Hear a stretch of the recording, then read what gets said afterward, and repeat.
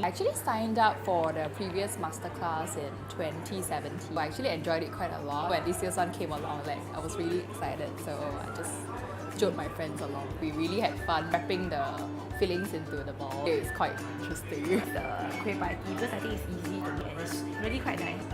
It's something that I would do maybe on weekends when I'm free.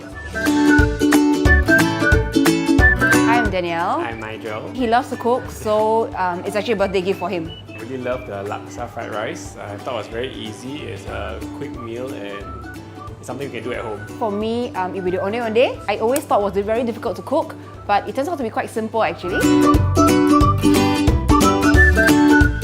It's good and informative. All three were quite unique. If I had to choose one out of the three, it would be the laksa fried rice because it's so versatile.